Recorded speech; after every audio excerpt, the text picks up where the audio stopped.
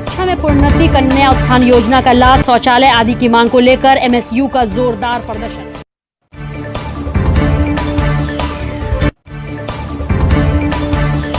मदन सहनी को सिंबल मिलने के बाद उनके समर्थकों ने किया उनका स्वागत।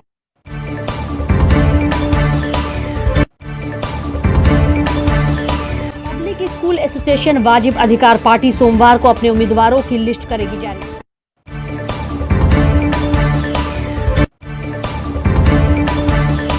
विधानसभा चुनाव नामांकन कार्य के दूसरे दिन एक भी अभ्यर्थी का नहीं हुआ नामांकन।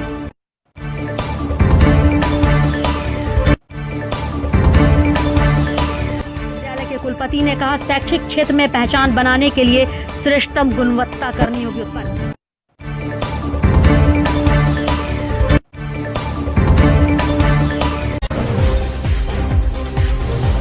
शनिवार को मिथिला स्टूडेंट यूनियन के विश्वविद्यालय प्रभारी अमन सक्सेना के नेतृत्व में 5 सूत्री मांग को लेकर विश्वविद्यालय परिसर में आक्रोशपूर्ण प्रदर्शन किया गया।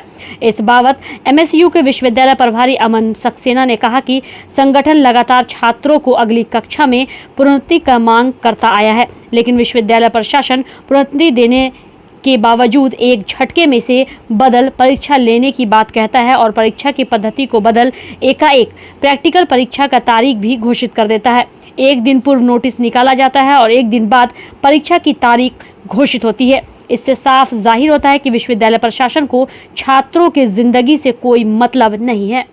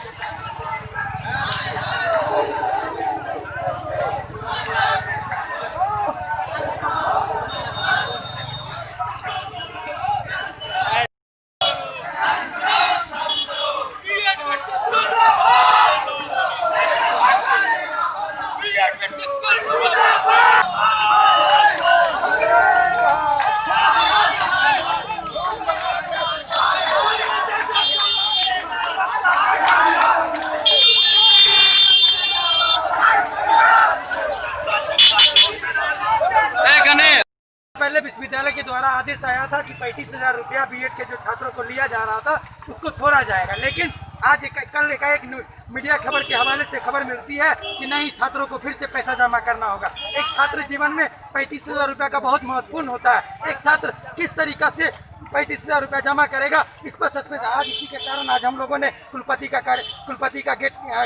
गाड़ी घेराव किया है और मांग करते हैं जो 35,000 रुपया है उसको छूट दिया जाए और सारे छात्रों को परीक्षा में सम्मिलित होने का मौका दिया जाए। कौन कौन लोग गाड़ी में हैं?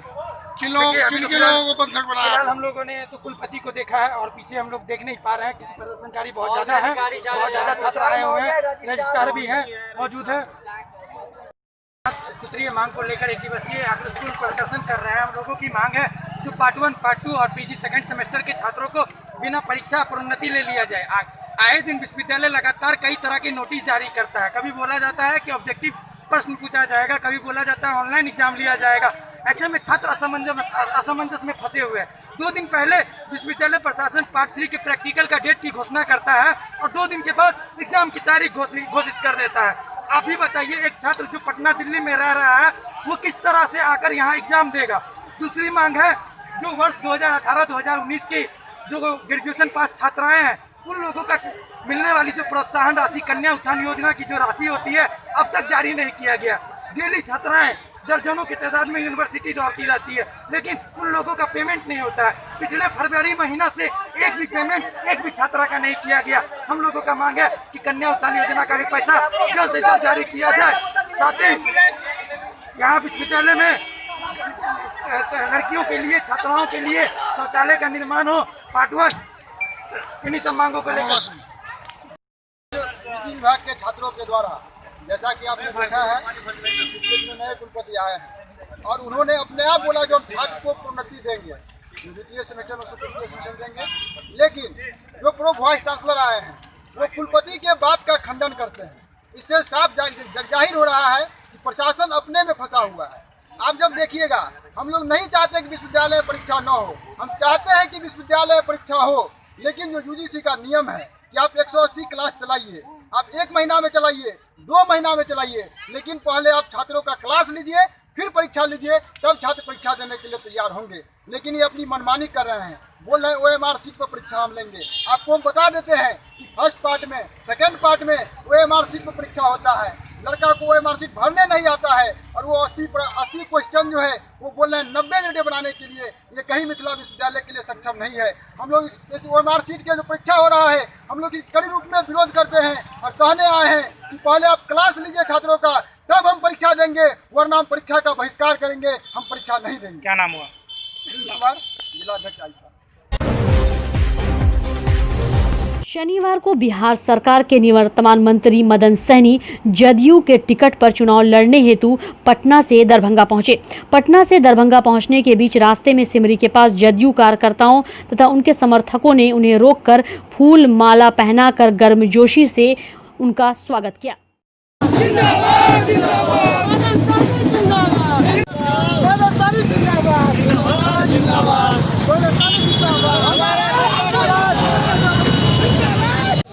ने हमें सिंबल दिया है बहादुरपुर के लिए, और अभी हम गौरा बौराम विधानसभा से 5 साल प्रतिनिधित्व किए हैं। बिहार सरकार में मंत्री भी बनने का सौभाग्य प्राप्त हुआ। हम लोगों ने अच्छा काम किया है और बिहार सरकार ने जो 15 साल तक बिहार को आगे ले जाने का काम किया है, गरीबों का मान सम्मान बढ़ाया है, शिक्षा के क्षेत्र में, स्वास्थ्य के क्षेत्र में और सड़कों का घर घर तक बिजली पहुंचाने का काम किया है, किसानों को और नौजवानों को मजबूत करने का काम किया है। इस बार हमें बहादुरपुर से फिर से मौका दिया गया है। इससे पहले भी बहादुरपुर का हमने प्रतिनिधित्व किया है और हमने अच्छा काम किया है और यहाँ के लोग में हमारी छाप है और उनकी भी चाहत थी कि हम बहादुरपुर से फिर से प्रतिनिधित्व करें और यह सौभाग्य हमें दोबारा प्राप्त हुआ है। हमें आशा है कि बहादुरपुर के लोग हमें निश्चित रूप से इस बार भी। पब्लिक स्कूल एसोसिएशन वाजिब अधिकार पार्टी के द्वारा जहां दरभंगा शहरी क्षेत्र के लिए दिल्ली पब्लिक स्कूल के निदेशक शोएब खान के नाम की घोषणा की गई थी और उन्हें उम्मीदवार बनाया गया था, तो अब धीरे धीरे पार्टी बाकी उम्मीदवारों की भी नाम की लिस्ट जारी कर रही है। तो अब यह भी बता दें कि आपको पार्टी के द्वारा केवटी से किशोर झा को उम्मीदवार घोषित किया गया है और अलीनगर से विनोद मिश्रा बाल कल्याण पब्लिक स्कूल के डायरेक्टर उम्मीदवार हो सकते हैं और बाकी उम्मीदवारों की लिस्ट, जिनमें जाले, बहादुरपुर, बेनीपुर, अलीनगर, इन जगहों की लिस्ट सोमवार को पार्टी के द्वारा जारी की जाएगी। देखने वाली बात यह होगी कि पब्लिक स्कूल एसोसिएशन वाजिब अधिकार पार्टी उम्मीदवार को चुनाव लड़ने के लिए खड़ा करेगी, क्या वह अपने अपने क्षेत्र में जीत दर्ज करा पाएगी या नहीं। इस बार का चुनाव सभी दलों के लिए एक चुनौतीपूर्ण चुनाव होगा। इस बार का चुनाव सभी दलों के लिए प्रतिष्ठा की बात होगी, क्योंकि जिस तरह से टिकट का बंटवारा हुआ है, खुद के पार्टी में कई लोगों के बीच मनमुटाव की वजह से कहीं न कहीं गुस्सा और नाराजगी साफ देखने को मिल जाती है और यही वजह है उन प्रत्याशियों के लिए हार का कारण बनती है जिन्हें पार्टी के द्वारा खड़ा किया जाता है। पार्टी में मनमुटाव की वजह से पार्टी 2 खेमे में मट जाती है तो उसे हार का भी मजा चखना पड़ता है। आज दरभंगा शहरी विधानसभा के जो एक सशक्त शनिवार को विधानसभा चुनाव नामांकन कार्य के दूसरे दिन 10 अक्टूबर को एक भी अभ्यर्थी का नामांकन का पर्चा दाखिल नहीं हुआ और रविवार को अवकाश छुट्टी के कारण नामांकन कार्य की प्रक्रिया नहीं हो पाएगी तथा 12 अक्टूबर सोमवार से चुनाव कार्य में नामांकन का कार्य प्रारंभ होगा। वहीं विधानसभा चुनाव 2020 को लेकर दूसरे चरण का मतदान के लिए समाहरणालय दरभंगा निर्वाचन कार्यालय में 9 अक्टूबर से लेकर 16 अक्टूबर तक नामांकन की तिथि निर्धारित की गई है। वहीं दरभंगा जिला में तीसरे चरण के मतदान के लिए नामांकन की तिथि 13 अक्टूबर से शुरू होकर 20 अक्टूबर 2020 तक निर्धारित किया गया है।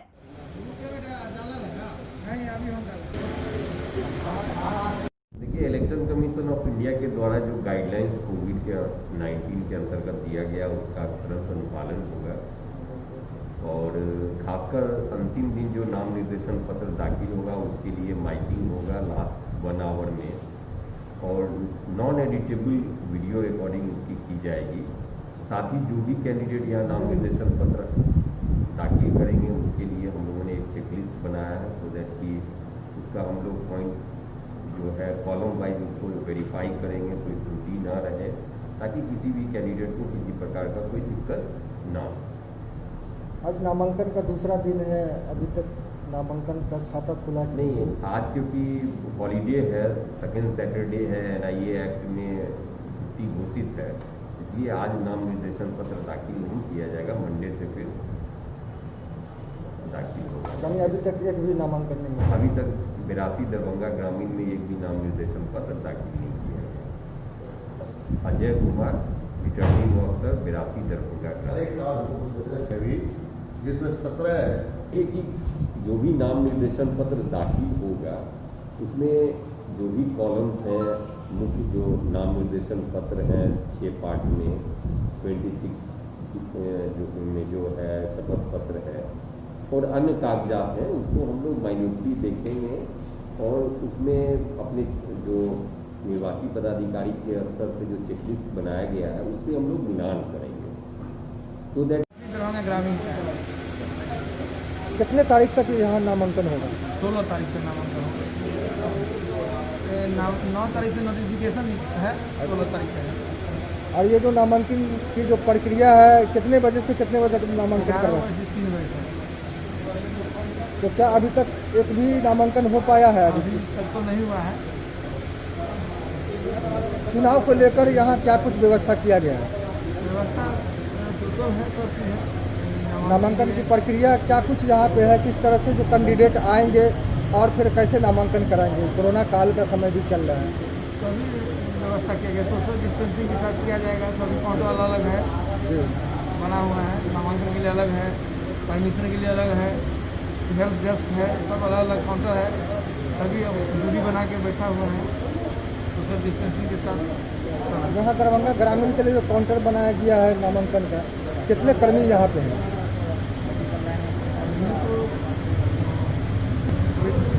10 कर्मी है नामांकन में और इधर है परमिशन में। और शेष जानकारी आप ले सकते हैं। आरोप भुवनेंद्र कुमार ARO।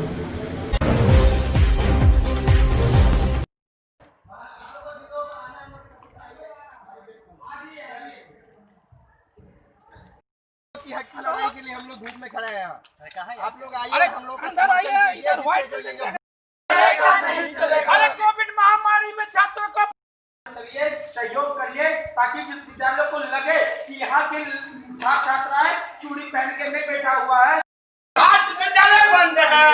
अरे विश्वविद्यालय प्रशासन होश में आओ। हटो ना जी।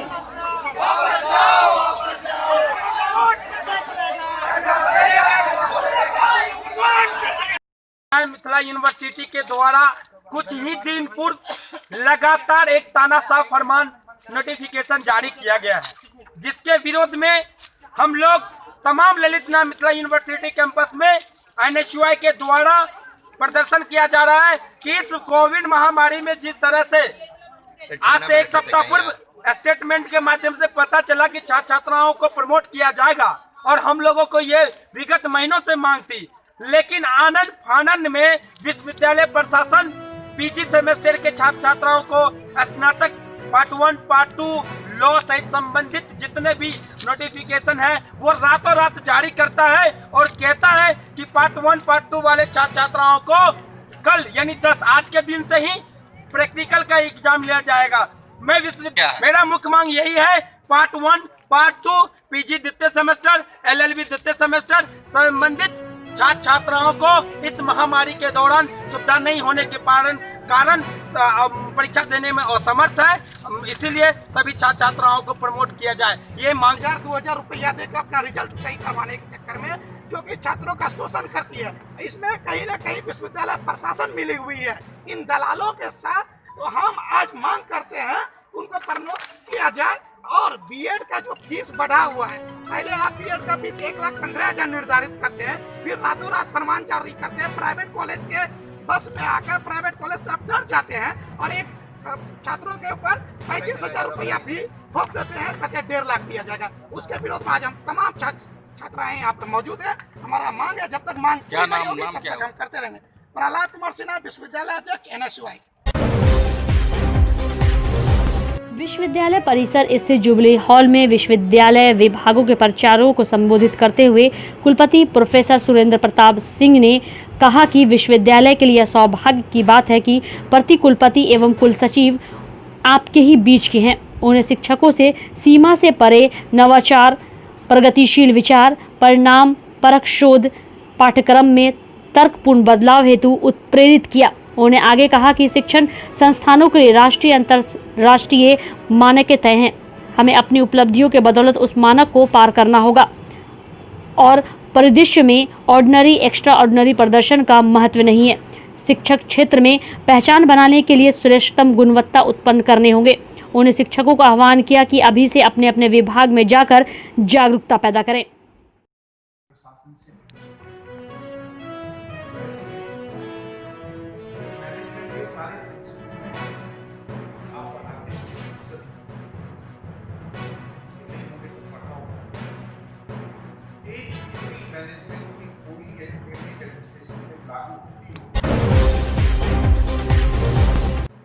गायत्री कृष्ण अतः वेदानां अथ ये भारत यम संगोष्ठी आपके द्वारा वेबिनार का आयोजन किया गया है। तो लिंक के माध्यम से आज लगभग 360 हमारे यहाँ शिक्षा के छात्र जुड़े हुए हैं, जिसमें मुख्य 4 वक्ता हैं। डॉक्टर उपेंद्र झा, लाल बहादुर शास्त्री विद्यापीठ से डॉक्टर सुंदर नारायण झा, प्रोफेसर सुंदर नारायण झा, प्रोफेसर रामानंद और विदेश्वर मुख्य वक्ता है। और इसमें विभाग के सभी छात्र बिहार से देश से जुड़े हुए हैं। लगभग 300 छात्र आज इस वेबिनार में हैं और ये इस विश्वविद्यालय का PG स्नातकोत्तर विभाग में पहला वेबिनार है जो इसके वेबिनार के माध्यम से इसको किया जा रहा है। विषय क्या है? विषय है समकालीन समय